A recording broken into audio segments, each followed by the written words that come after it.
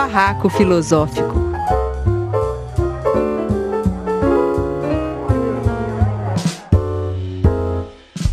Oi, gente. Então, estamos aqui para mais um Barraco Filosófico. O nosso áudio vai para a Rádio Madalena e esse vídeo que a gente está gravando pelo Zoom, né, na época da quarentena, ele vai para o canal Filosofia em Movimento. E hoje, então, é o segundo dia dessa nossa nova rodada, que é a rodada Ouvir Isso. Quem trouxe hoje o Ouvir Isso é o Alessio Pereira de Souza. E o que você ouviu, Alessio? Empregada como se fosse da família.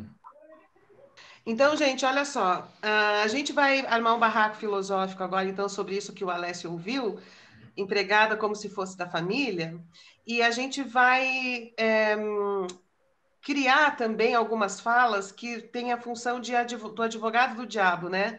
Quer dizer, de repente alguém aqui pode entrar não para trazer uma questão que de fato nasce, né, das suas questões filosóficas, sociológicas e tal, mas provocando a discussão, fazendo o papel de advogado do diabo.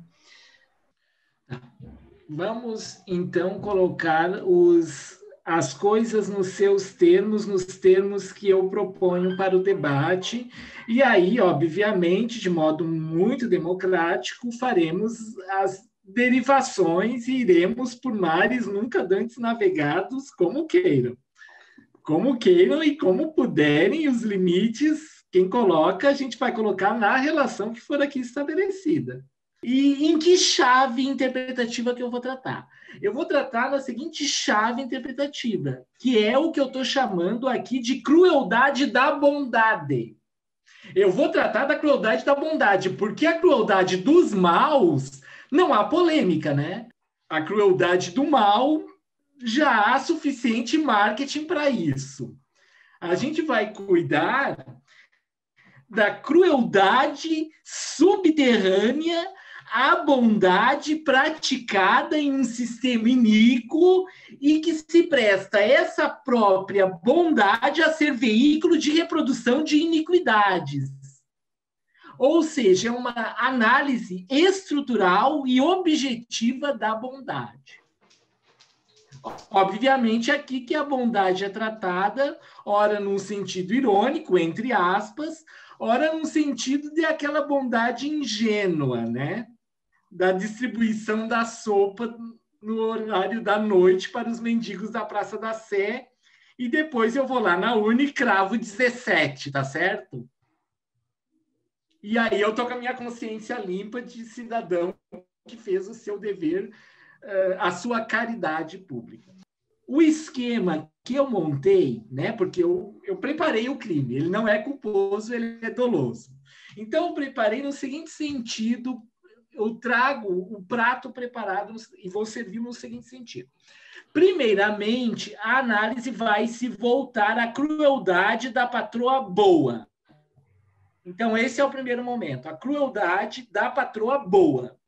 No segundo momento, eu vou falar da bondade da princesa branca.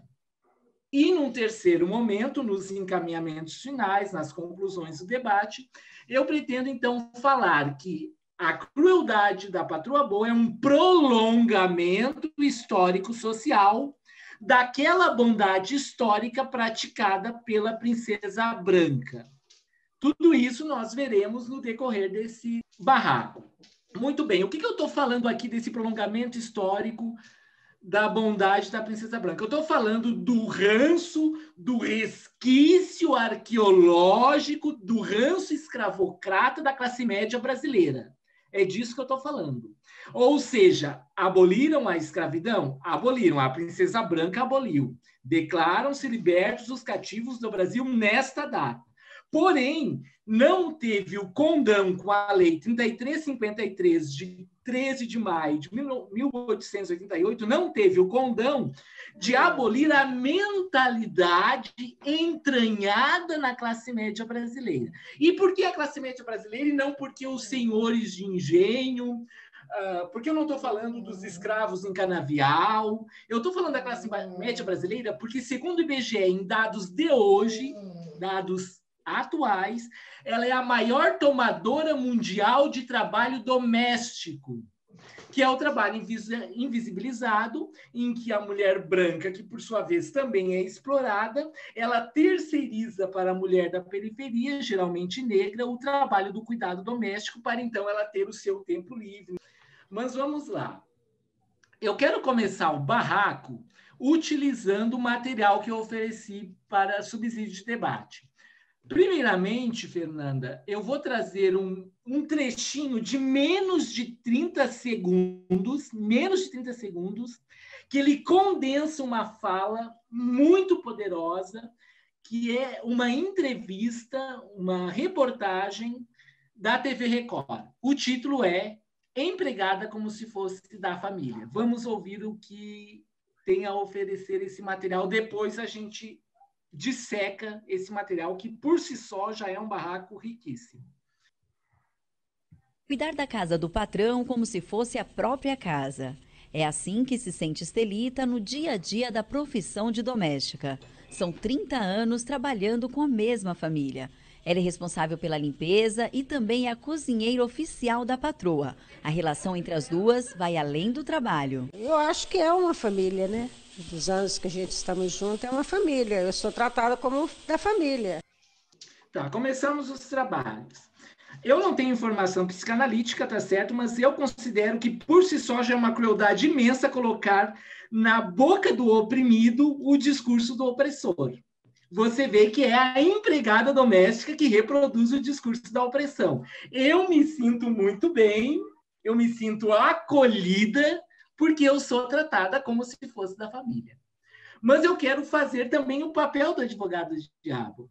Eu quero apresentar não é um contraponto, é o enfoque, o outro lado da questão na fala da patroa boa.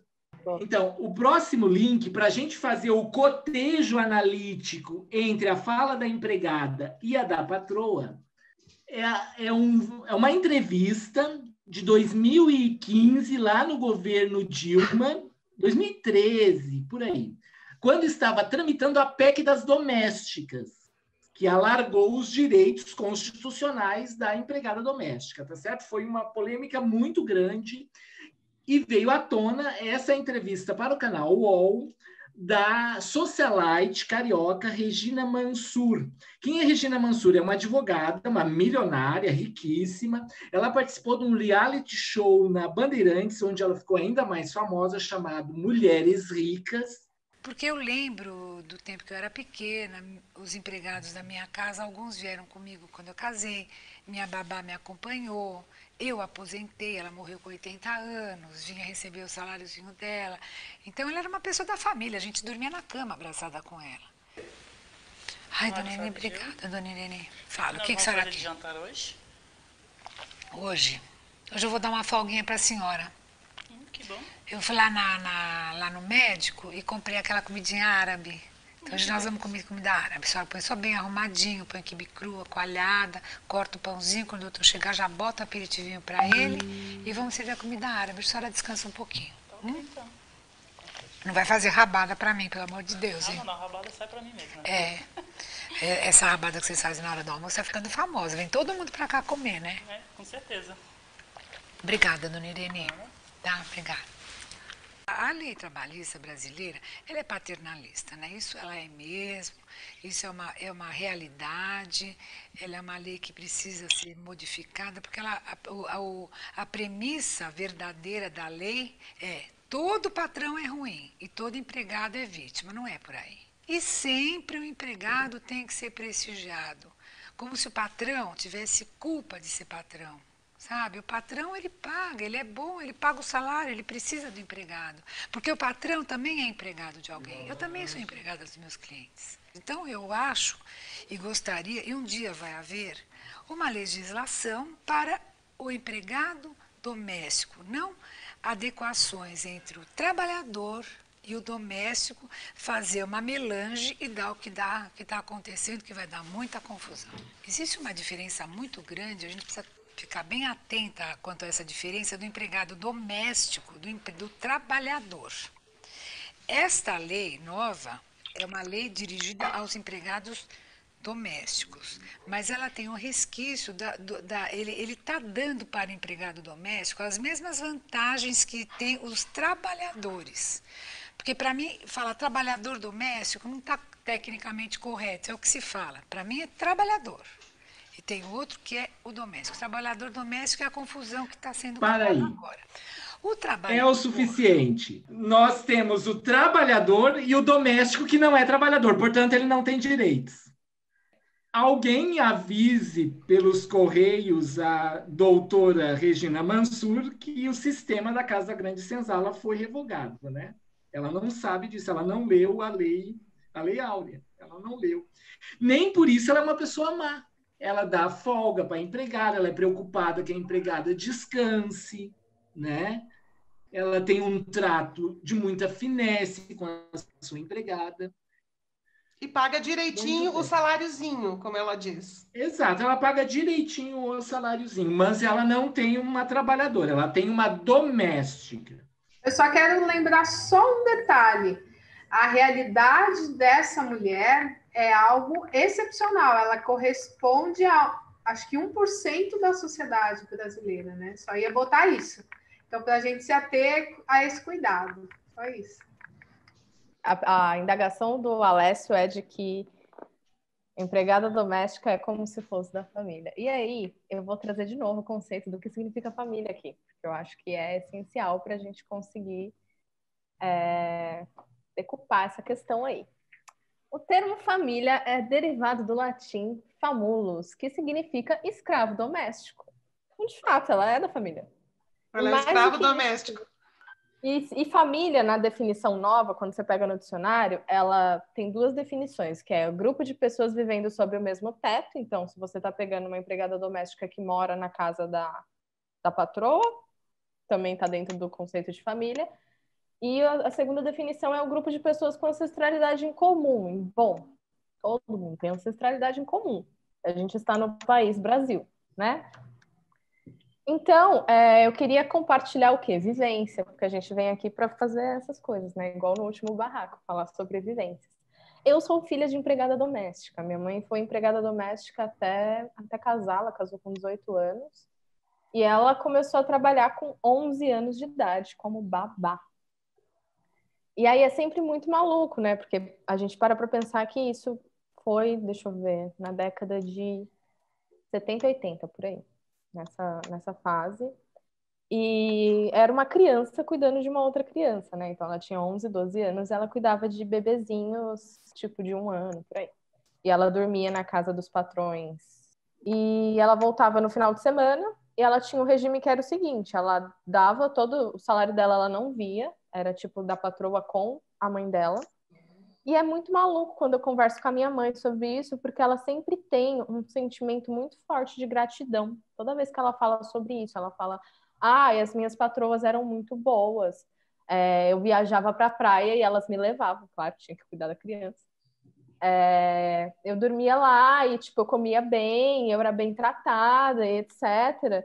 Porque quando a gente está falando sobre essa questão da empregada doméstica ser como se fosse da família, é isso aí, é como se fosse da família mesmo, mas o que significa família, né? O que é esse conceito de família que está aí por trás?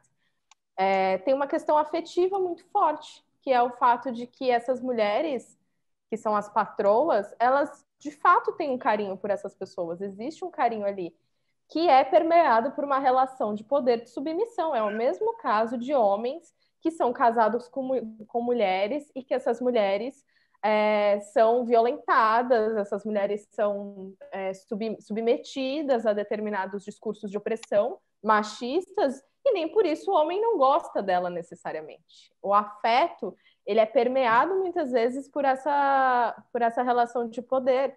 E talvez o que incomoda quando a gente olha para essa frase da empregada doméstica ser como se fosse da família né? A empregada doméstica não como um trabalhador, que é o que o Alessio pontuou, então a gente vai ter aí toda a questão do trabalho doméstico que a Silvia Federici vai apontar, inclusive temos um vídeo falando sobre isso, que fala sobre trabalho doméstico e o quanto que o trabalho de cuidado, o trabalho doméstico tem que ser encarado como trabalho, isso é uma forma de revolucionar inevitável, e também o quanto que família é muito diferente de uma relação afetiva de igual.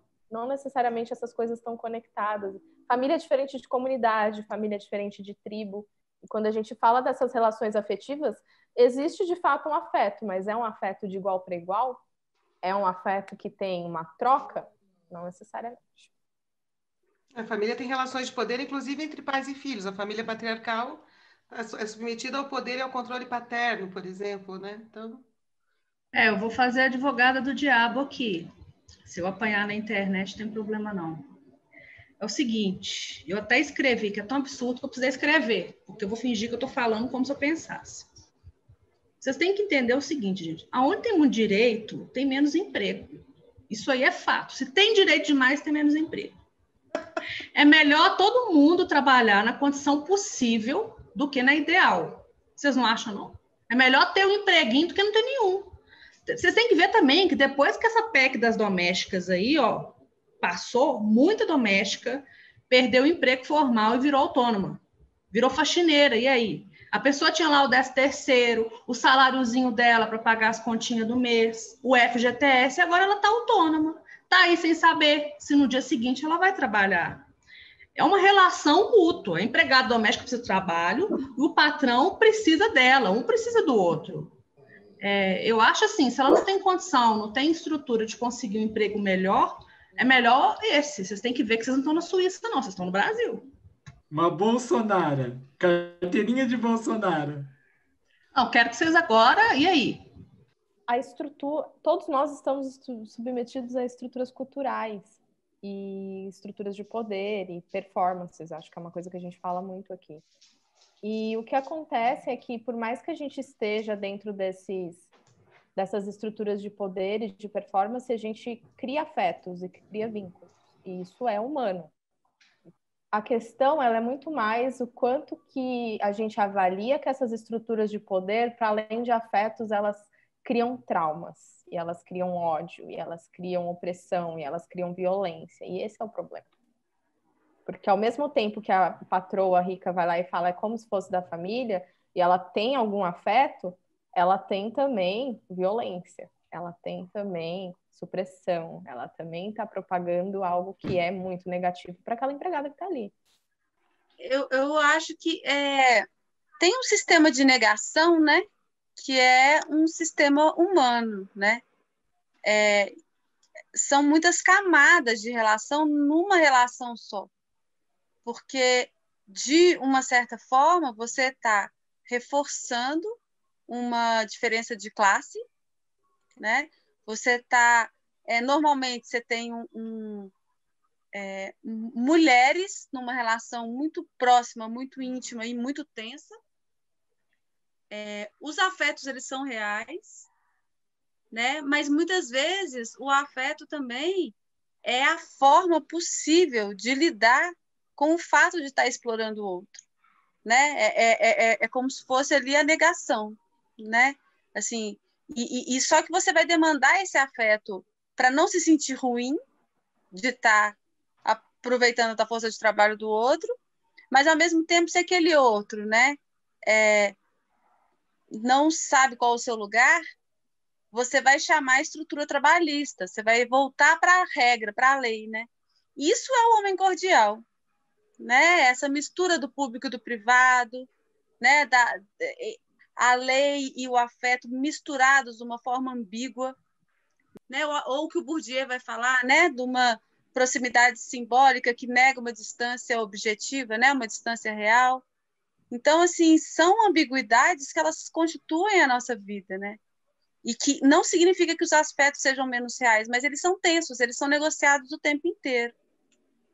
O argumento ele é falho porque ele é baseado numa premissa falsa, que é de que o excesso de direitos diminui a quantidade de empregos. Isso é absolutamente falso. Primeiro, porque não existe essa coisa de excesso de direitos. Os direitos são direitos e ponto. Não existe excesso. Se você deixa de ter algum direito, isso é uma violência. No período do governo Lula, que houve um grande aporte de direitos de trabalhadores, a gente estava com praticamente pleno emprego. E hoje, que os direitos foram quase todos retirados, não há mais emprego. Então, o que acontece é exatamente o contrário. Quando se reduz a oferta de emprego, isso permite ao empregador reduzir os direitos, porque a quantidade de pessoas desempregadas aumenta muito e ele começa a especular a folha de pagamento. Ele quer reduzir a menor custo possível a sua folha de pagamento e, como tem muita gente desempregada, as pessoas aceitam trabalhar para ele sem direitos, né? Não dá para levar a sério o argumento da nossa advogada do diabo. Há 2 dias, exatamente, acho que anteontem, o candidato à Prefeitura de São Paulo, Celso Russomano, o famoso cavalo paraguaio, veio numa entrevista à Folha de São Paulo dizer que ele não é racista porque a ama de leite dele era negra. Quer dizer, ele usou um aspecto do racismo para argumentar que ele não era racista, quando ele está exatamente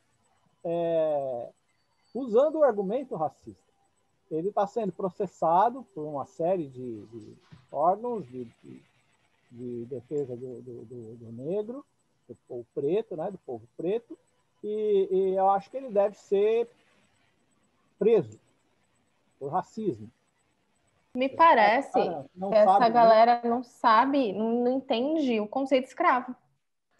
Então, eu visualizo no modelo de análise, na matriz teórica a qual me filio, uma tripla crueldade na fala da patroa boa, tá certo? Quais são essas crueldades, essas linhas de crueldade que eu visualizo e que submeto à apreciação do nosso público e dos barraqueiros de plantão? Primeiro, a empregada, como se fosse da família, ela não é achada na rua. Ela é uma empregada que tem a sua família, onde ela não é como se fosse da família. Ela é da família da sua família. Ela vem de uma família. E essa família de onde ela vem é uma família que ela vai deixar os seus filhos sob cuidados dos próprios filhos maiores. Portanto, o trabalho doméstico, além dele ser um trabalho de cuidado ocultado pela estrutura da sociedade capitalista, ele, por sua vez, oculta por trás do trabalho doméstico o trabalho infantil. Então, esse link entre trabalho doméstico e trabalho infantil eu considero fundamental para a análise da reprodução material, das condições materiais de existência na sociedade brasileira. E essa, então, é uma linha de crueldade que eu visualizo na fala da patroa boa que nós terminamos de assistir, representada pela rainha das patroas, que é a advogada Regina Mansur. A segunda crueldade é a seguinte: a divisão que está subtendida ao tratamento como se fosse da família como um binômio família-rua, sendo a rua o lugar da violência e a família como se fosse o lugar do acolhimento, o lugar do afeto, o lugar do amor, o lugar da não violência, quando a gente sabe que família nada mais é do que uma estrutura de ocultamento de violências e ignomínias tão ou mais perversas do que aquelas visíveis na rua. A família, o que é? É um núcleo de poder e neurose, na sua análise objetiva. E uma terceira crueldade é a seguinte: se eu trato a minha empregada como se fosse da família, eu estou desenvolvendo um argumento para me absolver, para me dispensar do dever de pagar direitos. Porque se ela é como se fosse da família, então ela não é, como diz a Regina Mansur, textual, ela não é uma trabalhadora, ela é uma doméstica. Então ela não tem direitos. Primeira coisa é sugerir alguns filmes, né? Que acho que todo mundo, não sei quem já assistiu, mas seria Roma, que é um filme que foi muito premiado, que eu acho muito importante assistir. Casa Grande, que é um filme brasileiro, e Que Horas Ela Volta, que eu acho que remete muito à experiência do que a Paula contou, da experiência particular dela. Eu acho que tem várias nuances aí da relação. Você vê que, em certo momento, cria uma proximidade da relação feminina, né? Que é da doméstica com a patroa.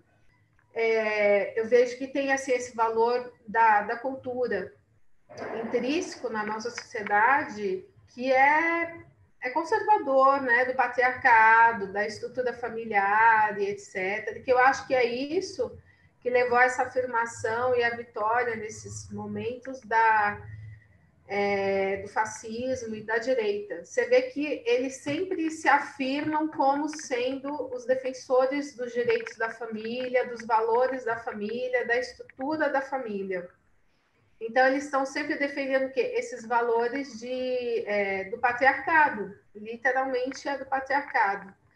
Mesmo que tudo aquilo que o Alessio colocou de opressão que exista dentro das relações de família e das violências, né, sejam todas camufladas. Então, eu queria fazer um adendo sobre essa questão que o Alessio trouxe, em relação à minha mãe, assim, o quanto que ela entra dentro desse papel e super entra na questão do filme que a Ana falou, o quanto que tinha um contexto que acontece muito nas empregadas domésticas de maneira geral, que é o contexto que ela vive em casa é tão ruim, tão pesado, né? Pensando na questão da minha mãe. Ela passava altas necessidades. Era uma casa que era desconfortável, tipo, 2 cômodos para, tipo, 5 crianças e uma mulher. E aí ela ia para casa da patroa e era confortável, ela tinha os horários de acordar, fazer as coisas, irem dormir e tal. Tem uma crueldade do quanto que você desestabiliza e não promove recursos para aquela classe numa situação de sobrevivência, para a única coisa que ela ter de retorno ser no trabalho. Então, uma vez que a sua casa é um inferno, qualquer lugar que você vá vai ser um pouco melhor. Em um inferno por falta de condição monetária mesmo. Então, isso é uma articulação muito sistemática, muito estrutural. Mas logo que teve a abolição da escravatura, tem a história de uma mulher que foi abolida e não conseguia se colocar em lugar nenhum, quer dizer, perdeu a sua cama para dormir, perdeu a comida da naná, tentou e não achava emprego, e então ela procura de novo o senhorzinho e pede para ser reescravizada, porque ela não tinha recursos fora da situação de escravidão. E aí ela pede então para voltar, e vai ela e o ex-senhorzinho, o ex-dono dela, vão os dois no cartório. E ela dizendo, eu quero voltar a ser escrava, eu quero voltar a ser escrava dele, porque minha vida estava melhor sendo escrava do que na rua sem saber o que eu faço, para onde vou, porque eu não acho emprego, nem moradia, nem condições de vida, né? Então, quer dizer, a situação na rua foi tão brutal que era melhor estar na situação de escrava. Mas aí a questão não é assim, então é bom voltar para ser escrava. Não, vamos melhorar a rua, vamos oferecer recursos fora da situação de escravidão para que a pessoa possa viver bem, né? Como é que a gente quer emancipar uma classe inteira se a gente não fornece recursos para elas verem uma realidade melhor do que aquelas que elas estão? Se a gente não tem uma proposição, uma proposta de algo que seja melhor, não tem como querer que as pessoas saiam da escravidão. Eu quero trazer aqui um link, são 2 linhas. Eu considero importante, neste momento, ou um pouco mais à frente do nosso barraco, Fernanda, que você colocasse na tela a Lei Áurea. Ela está no link que eu mandei do Palácio do Planalto, ali no Barraco Filosófico. Então, eu acho importante a gente ler a Lei Áurea. São 2 linhas, e aí essas 2 linhas, elas ocultam mais do que elas revelam. É sobre isso que eu pretendo, na sequência, falar. Mas passa a palavra para o César para ele fazer o aporte interessante que ele tem a fazer. Né? Vamos pensar primeiro, por exemplo, em Rousseau. Rousseau vai dizer que o homem é bom por natureza, mas a sociedade o corrompe. né, que tem a vida em sociedade tornou o homem mau. Quer dizer, o homem só pode ser bom se ele viver sozinho na floresta. Então, me parece que é uma impossibilidade. O outro é Maquiavel, que vai dizer que o homem é mau por natureza, mas só é bom se for preciso. Né? Me parece que essa relação do empregado doméstico com a patroa é mais ou menos isso. E o outro é Hobbes, que simplesmente diz que o homem é mau e pronto. Né? Não tem redenção alguma. Mas o que eu queria lembrar é de uma experiência que eu tive quando havia emprego nesse país, né? Quando existia empregabilidade, e quando eu tinha idade de trabalhar empregado em algum lugar, eu trabalhei em várias empresas que o argumento o principal argumento que você escutava no primeiro dia que você ia lá no departamento pessoal, que faziam aquela reunião de recepção dos novos funcionários e tal, você está entrando para uma grande família, né? Você vai entrar na família General Motors, você vai entrar na família Casas Bahia. Cara, aquilo não é família nem aqui nem na China. Isso é absolutamente falso. Né? O empresário vai te demitir assim que isso for conveniente para ele. Não tem essa história de família. Isso é só para te levar no pico. Então, é interessante como a gente vê essa conversa da patroa, dizer, minha empregada é como se fosse da família. É a mesma ideia. Não é família, coisa nenhuma, porque se ela precisar, ela vai mandar aquela mulher embora e vai esquecer dela. Não vai ter a menor preocupação com as dificuldades que aquela pessoa vai passar depois que sair dali. Então, é isso que eu queria dizer. Podemos colocar o texto na tela, Fernanda? Vou pôr. Lei número 3.353, de 13 de maio de 1888, declara extinta a escravidão no Brasil. A princesa imperial regente, em nome de Sua Majestade o Imperador, o Senhor Dom Pedro II, faz saber a todos os súditos do Império que a Assembleia Geral decretou e ela sancionou a lei seguinte. Artigo 1º. É declarada extinta, desde a data desta lei, a escravidão no Brasil. Artigo 2º. Revogam-se as disposições em contrário. Dada no Palácio do Rio de Janeiro, em 13 de maio de 1888, etc. Lei mais lacônica do que essa, desconheço.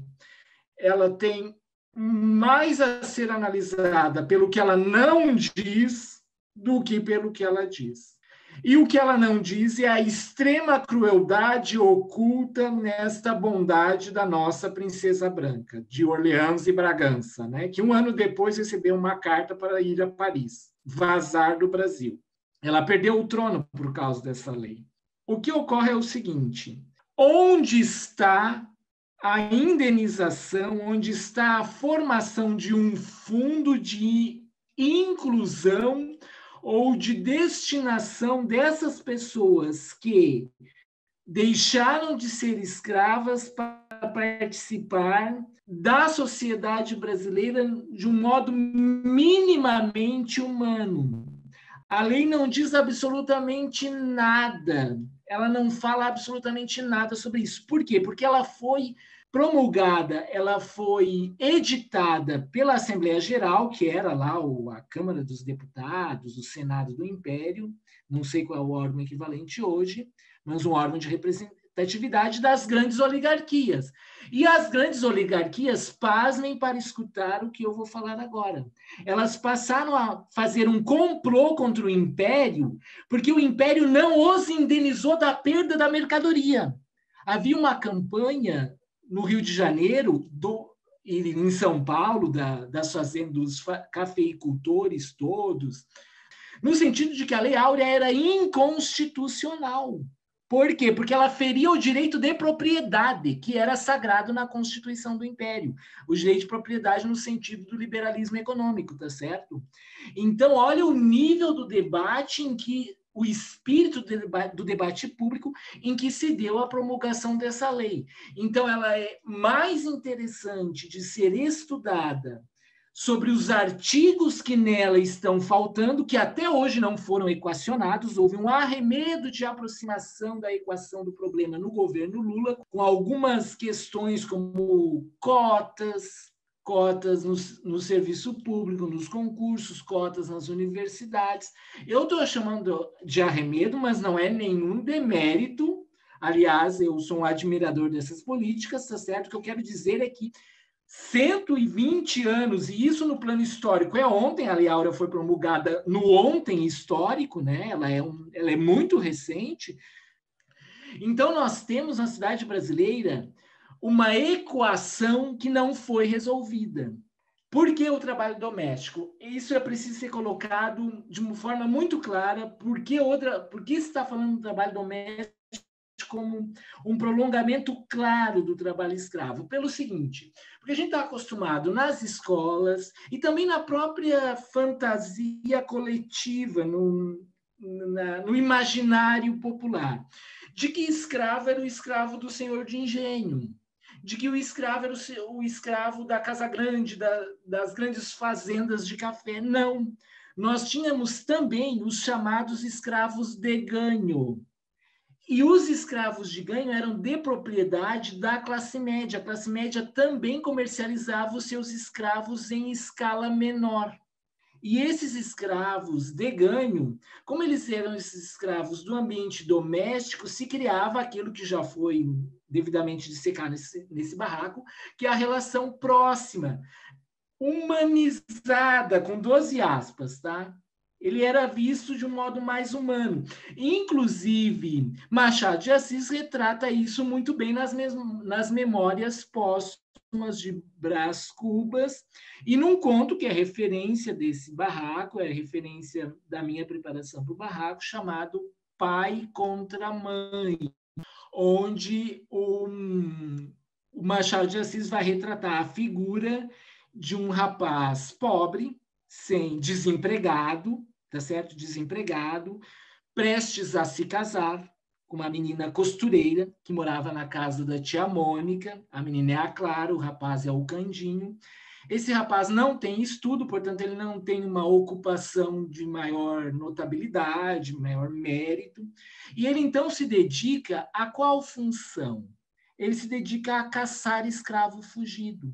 Então, Machado de Assis entra no mundo, na psicologia do Candinho, e vai revelar essa crueldade imensa do pobre caçando o pobre. Olha como é interessante essa terceirização do serviço sujo da opressão, né?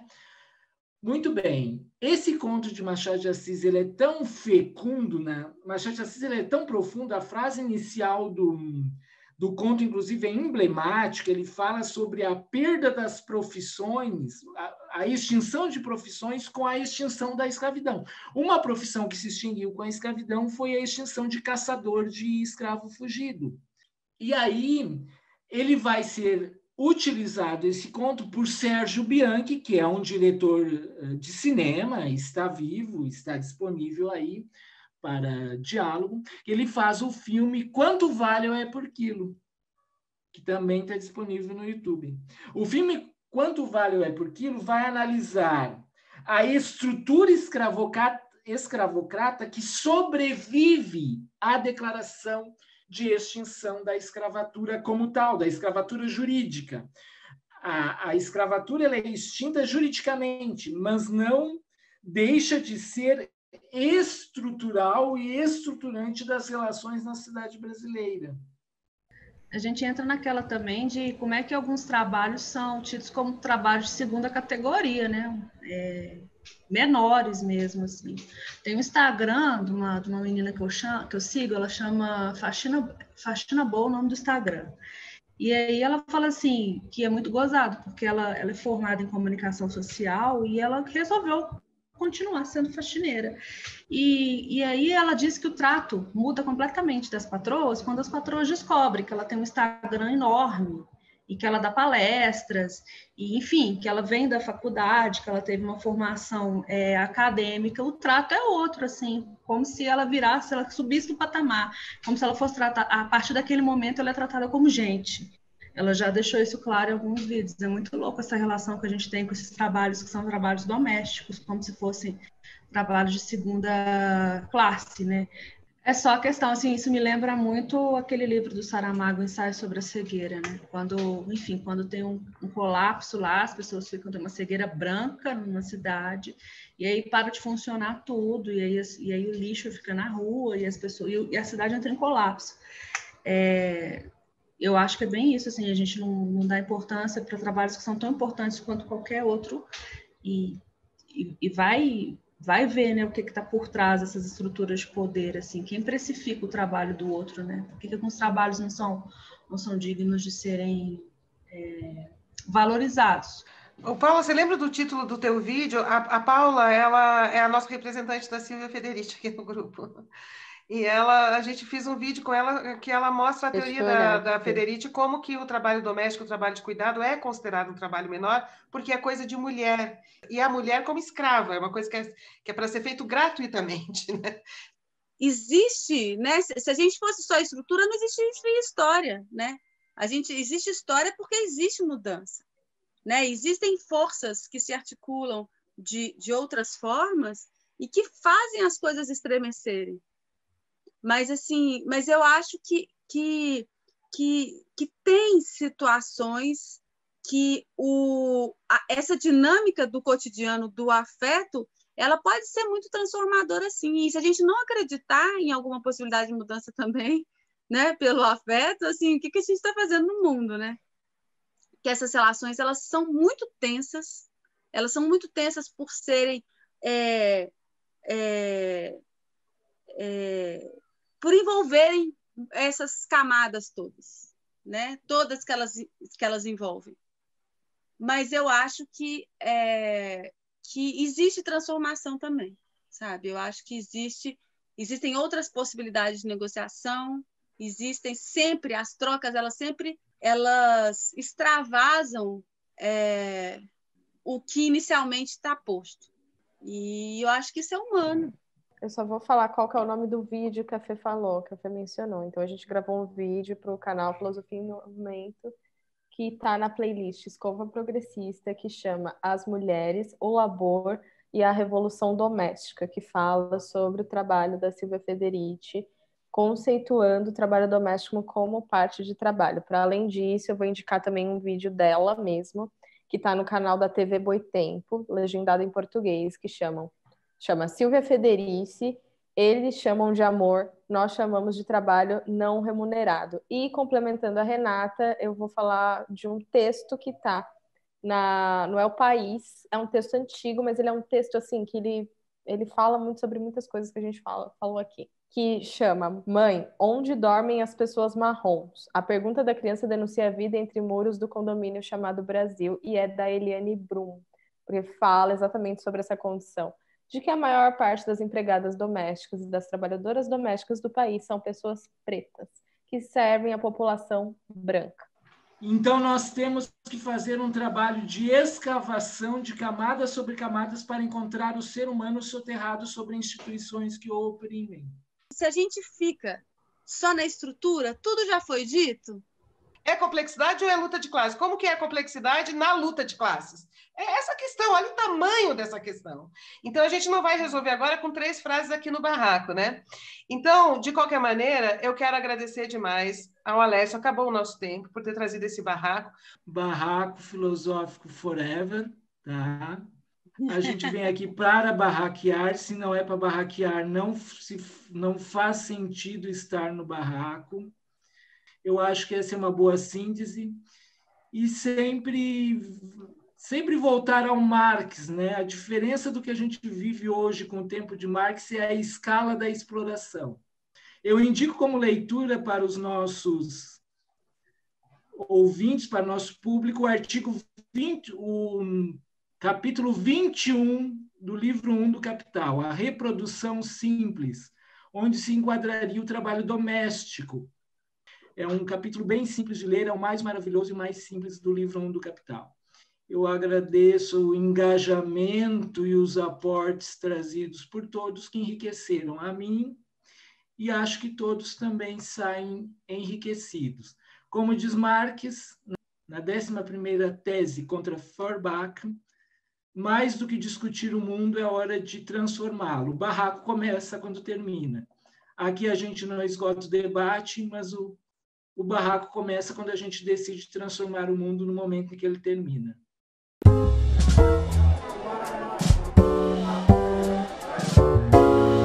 Barraco Filosófico.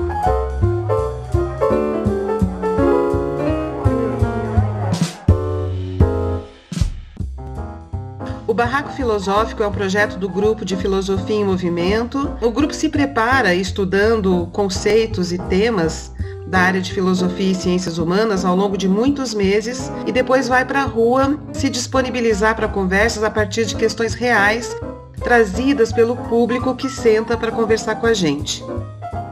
Ao longo da pandemia não conseguimos mais fazer as intervenções de rua, mas conseguimos esse espaço maravilhoso na Rádio Madalena, onde nós conversamos entre nós mesmos. Estamos gravando pelo Zoom, esperando que em breve a gente possa retornar para as ruas para conversas presenciais. Sejam muito bem-vindos ao nosso Barraco Filosófico.